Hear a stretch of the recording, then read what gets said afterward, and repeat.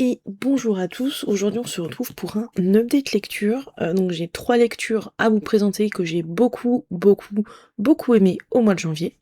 Et une mascotte sauvage apparaît derrière. On va peut-être l'entendre tomber, mais bon, c'est la vie, c'est la vie de chat.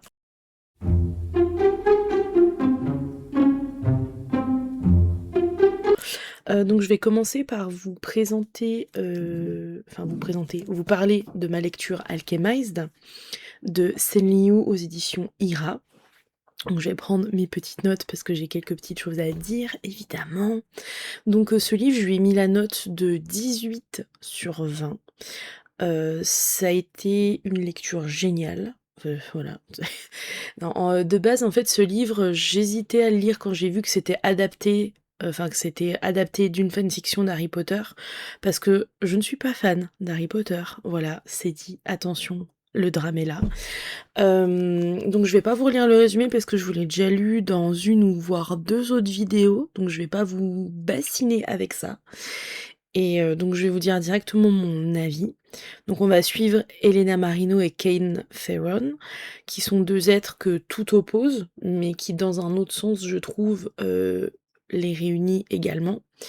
Nos personnages, ils évoluent dans un monde en pleine guerre. Que ce soit parce qu'en fait, on a 3 phases dans le livre. On a 2 phases en mode présent et on a une phase, la plus grosse, qui est vraiment sur leur passé, sur, comment ils se sont rencontrés et cetera. Et ces 2 phases, ont lieu pendant une guerre, voilà, qui va donc opposer, la résistance aux nécromanciens. Donc Elena, elle est retrouvée, au début du roman, elle a perdu une grosse partie de sa mémoire et elle va donc être, donc elle a été retrouvée bien évidemment par le camp adverse et elle va être apportée, au bras droit, de ce du monsieur qui va, faire la gérance des nécromanciens. On se demande, de qui il s'agit, n'est-ce pas? On ne prononce pas son nom. Hem Et je vais poser le livre bientôt parce qu'en fait c'est lourd, hein, ces bêtises. Et du coup, elle va être apportée à son homme de main pour que ce dernier, essaye de dénouer, le sort qui a été fait sur son esprit et donc l'aider à retrouver ses souvenirs afin de lui extorquer des potentielles informations sur la résistance. On comprend rapidement pourquoi, enfin on comprend non pas rapidement du tout, mais on comprend à la fin pourquoi il voulait absolument récupérer les souvenirs de cette personne. Heu, le salopio. Donc voilà ce qui se passe pendant la première partie. Dans la deuxième partie, il y a un déclic qui va se produire dans le cerveau d'Elena et on va être, propulsé dans son passé à elle et donc voir, tout ce qu'elle a vécu, que ce soit seule ou comment elle a fait pour rencontrer Kane, qu'est-ce qui s'est passé entre eux. Et on va rapidement se rendre compte que tout n'est pas blanc, tout n'est pas noir, que ce soit d'un côté ou de l'autre. Et Elena, en fait, c'est une personne qui est un peu différente des autres. C'est parce qu'elle, elle est vivomancienne, voilà. Donc elle peut, influer sur les êtres vivants. Donc, elle peut lire leur mémoire, les guérir en faisant en sorte que leur peau, leurs muscles leurs os se réparent. Donc c'est assez rare, mais c'est aussi très mal vu auprès, de la résistance.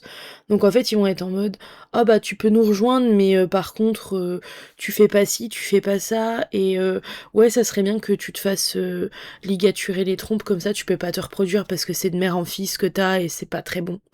Tu là: «OK, grosse ambiance, est-ce que c'est vachement bien de forcer, des jeunes femmes à se faire, ligaturer les trompes?» Je ne pense pas, hein, je ne pense pas. On va se rendre compte que tout le monde, vraiment tout le monde se sert d'elle, vraiment. Elle est là juste pour faire la chair à canon ou juste la chair. On va rapidement le voir aussi. Donc c'est une jeune femme qui se sacrifie tout le temps pour les autres et elle pense jamais à elle. Elle est toujours là: «Oui, mais si je fais ça, si je me sacrifie là, c'est pour les autres» et du coup, à un moment, bah, le Kane Theron, il va lui dire: «Mais quand est-ce que tu vas penser à toi?» Et elle va commencer à penser à elle, mais vraiment, vraiment loin, loin dans le livre. Mais quand elle commence, c'est bien. Ça fait du bien de voir qu'elle prend les choses en main et qu'elle est en mode: «Moi je veux ça, donc je ferai ça». Donc c'est un roman qui n'est pas du tout une dark romance, je précise, c'est pour ça aussi que je l'ai lu parce que c'est une dark fantasy, voilà. Faut pas non plus, mettre la romance au premier plan dans ce roman. Certes, ça va avoir enfin, c'est pas la romance qui va avoir une grosse incidence, c'est autre chose. C'est, le pouvoir, c'est l'appartenance qui va avoir, une grosse incidence sur, Elena et Kane. Mais c'est vraiment une grosse dark fantasy qui va nous plonger au cœur d'une guerre entre 2 clans, qui ne seront pas les seuls clans existants, mais qui seront les seuls à réellement, se vouer, une haine et une guerre afin de choper du territoire ou autre. Et bah, elle va être, perdue entre, son devoir et son ressenti, son envie sur ce qu'elle veut faire. Et Kane, lui, au début, il veut juste, agir par pure vengeance et ça va vite se transformer en autre chose. Donc si vous aimez les dark fantasy, les personnages, très bien travaillés, qui ont une grosse, grosse évolution, autant physique que psychologique, je vous conseille sincèrement de lire Alchemist. C'est super bien fait, c'est super bien mené et si comme moi, vous n'aimez pas Harry Potter, ça ne change absolument rien à votre lecture. On ne ressent absolument pas l'univers d'Harry Potter et si vous êtes fan d'Harry Potter, vous pouvez comprendre à quel perso fait référence auquel. Mais sincèrement, en dehors de ça, rien à voir. Et c'est tant mieux. Parce que sinon, je pense que j'aurais pas apprécié ma lecture. Je pense pas que j'aurais lu 800, plus de 800 pages. Et bah, comme vous pouvez le voir, j'ai mis pas mal de petits post-it parce que c'était vraiment prenant. Il y a plein de points, je m'étais dit: «Oh, ça plus tard, ça va servir», ou bien des petits moments entre Kane et Farron, j'étais là: «Oh là là!» Voilà, donc résumé d'Alchemized, c'est une très bonne dark fantasy. Si vous aimez ça, allez-y. Par contre, attention, parce qu'il y a des scènes très dark, hein, bien sûr, comme son nom le porte, mais il y a des scènes assez dures à lire parce qu'il y a pas mal de torture. Voilà. Donc si les scènes de torture peuvent être compliquées à lire pour vous, je vous conseille de faire attention parce que par exemple, il y a quelqu'un qui se fait retirer un œil de son orbite, hein, et c'est très bien détaillé, hein, très bien détaillé. Même les sons sont détaillés. Voilà. Donc voici pour cette première superbe lecture.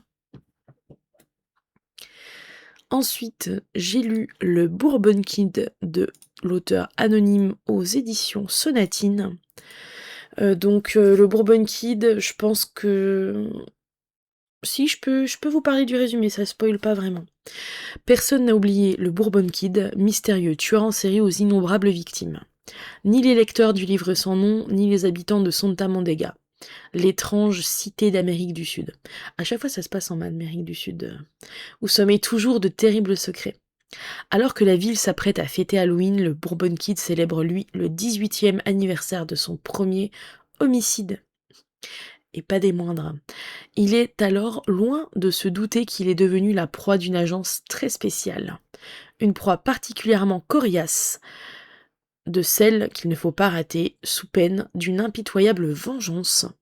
Mais cela n'est rien à côté de ce qui attend Santa Mondega lorsqu'une mystérieuse momie disparaît du musée local. Donc, je vais vous faire un résumé rapide, mais je lui ai mis 17 sur 20. Parce que c'est une suite que j'ai trouvée même presque meilleure que le premier tome. Dans ce tome-là, on arrive à découvrir pourquoi le Bourbon Kid est ainsi. Et donc, on va découvrir également le passé d'autres personnages, comme Jessica par exemple, et d'autres personnages. Et le Bourbon Kid, en fait, on va voir vraiment le premier jour qu'a déclenché sa grosse vendetta envers les forces du mal. On retrouve toujours des phrases très punch et très crues, ainsi que des actions très punch et très crues, on va pas se le cacher. Hein. Âme sensible, s'abstenir évidemment, hein, mais bon, si c'est le tome 2, ou bien si comme moi vous lisez un tome 2 ou un tome 3 sans savoir que c'est un tome 2 ou un tome 3, voilà. Ça reste quelque chose d'assez dans la même vague que le premier niveau violence et niveau langage cru. Donc si vous aimez les ambiances rock'n'roll sombres avec une pointe d'humour sur certains aspects, franchement foncez lire la saga du Bourbon Kid. Entre des Elvis Presley tueurs de vampires enfin des sosies d'Elvis Presley, tueur de vampires, des espèces de cow-boys qui vont venir, dézinguer l'intégralité d'un bar pour tuer 3 vampires, enfin, franchement, c'est hyper, hyper addictif, c'est hyper prenant et si jamais vous voulez lire en livre audio, sur Audible, le narrateur, il fait un travail d'enfer. Voilà, c'était un résumé très rapide, du tome 2 de Bourbon Kid et nous arrivons sur la troisième lecture, mais pas des moindres, c'est Dungeon Crawler Carl, tome 1 de Matt Dinniman aux éditions Lorestone. Donc ça, c'est un roman qui, à la base, je ne comptais pas le lire. Enfin, je n'en avais juste pas entendu parler, mais c'est en voyant, la vidéo d'un booktuber que je vais afficher quelque part ici et que je mettrai dans la barre d'infos, que j'ai découvert il y a peu de temps, qui en a parlé, rapidement pour dire qu'il l'avait lu, qu'il avait adoré et enfin, il y a 2 booktubers, donc je mettrai les 2 personnes en barre d'infos parce que sincèrement, leurs vidéos sont incroyables et ben, grâce à eux, j'ai, pu, commencer la super saga Dungeon Crawler Carl. Donc c'est un récit, très fun et en fait, je manque à mon devoir, je vais vous lire le résumé, bien sûr. Bienvenue, chers crawlers, bienvenue dans le donjon. Survivre est une option, offrir un show d'enfer aux spectateurs, une nécessité. Un homme, le chat de son ex, un jeu télévisé sadique où leur survie dépend de leur capacité à tuer avec style. En un éclair, chaque construction humaine érigée sur Terre s'effondre, créant un gigantesque donjon. Un labyrinthe infernal de 18 niveaux rempli de pièges, de monstres et de butins. Seulement quelques survivants osent s'aventurer à l'intérieur. Mais une fois que vous y pénétrez, impossible d'en ressortir. Vous n'avez que quelques jours pour trouver l'escalier vers le niveau suivant où c'est game over. Dans ce jeu, ce n'est ni votre force ni votre dextérité qui vous aidera à survivre, mais votre popularité et votre nombre de vues. Il l'appelle Dungeon Crawler World, mais pour Karl, c'est tout sauf un jeu. Donc c'est un récit qui est très fun, je trouve. Dit comme ça, c'est par rapport au résumé, pas forcément. Enfin, c'est fun, c'est gore, c'est... Donc on va suivre Karl, un jeune homme accompagné de la chatte de son ex-copine, Princesse Donut. Donc ils vont devoir entrer dans le donjon créé par les extraterrestres et faire les différents niveaux afin d'atteindre le 18e s'ils veulent reprendre le contrôle des ressources et de la Terre. On a tous les éléments des jeux vidéo et des histoires du genre. Donc il y a des guildes, des monstres, des boss, des items, des quêtes, des butins, c'est génial. Notre personnage principal va même débloquer des succès très marrants et va devoir suivre Princesse Donuts et tout faire pour tenter de combattre les ennemis afin de gagner de l'expérience pour pouvoir battre les boss et ainsi de suite, choper les autres niveaux. Donc les règles nous sont expliquées tout au long de l'histoire, donc si vous n'êtes pas adepte des genres d'animés, d'histoires, de jeux comme ceci, c'est très bien expliqué et c'est très prenant. Donc la progression des joueurs est rediffusée sur les autres planètes, et ces derniers peuvent également, enfin les personnes qui regardent, les personnes et les entreprises qui regardent l'émission peuvent aussi devenir des sponsors pour les joueurs, ce qui peut aussi faire penser à d'autres romans. Moi ça m'a un peu fait penser à Hunger Games personnellement au niveau de la sponsorisation. Il y a beaucoup, beaucoup de références à la pop culture qui nous sont balancées tout au long de notre lecture, et personnellement j'ai adoré ça. Par exemple, à un moment on a des kobolds, je crois que c'est les kobolds, et c'est des gros fans de black metal, et du coup ils écoutent du Dimmu Borgir. Personnellement j'ai beaucoup aimé ce genre d'anecdote là. Et l'IA, du jeu, elle est très rigolote parce qu'elle est fétichiste des pieds. Du coup, vu que notre joueur, il arrive dans le donjon pieds nus, c'est très, très marrant de voir les différents succès, et bonus qu'il peut gagner grâce à ça. Hem, donc en fait, si vous voulez de l'humour, du gore, de la réflexion, ben, Dungeon Crawler Cards, c'est un super cocktail que j'ai trouvé hyper prenant et du coup, le tome 1, je l'ai écouté en audio, mon chéri aussi, et les 2 on l'a dévoré très très vite et le narrateur il fait vraiment un travail de dingue.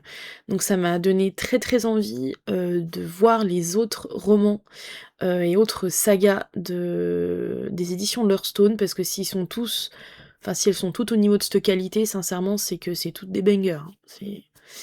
C'est tout simplement génial et du coup, j'avais mis un 19/20. Voilà, donc j'ai fini, mon update lecture. J'espère que ça vous a plu et que ça vous a donné envie. de lire ses livres. C'est vrai que j'ai été un peu plus succincte sur Bourbon Kid, mais quand c'est des suites de sagas, on n'ose pas forcément spoiler ou autre. Mais pour dire que c'est toujours une ambiance très rock'n'roll et gore, voilà. Si vous aimez ce genre-là, faut y aller. Donc bah, je vous souhaite une très bonne fin de journée, début de journée, soirée, ça dépend de quand vous regarderez cette vidéo et un très bon, mois de février à venir. Des bisous.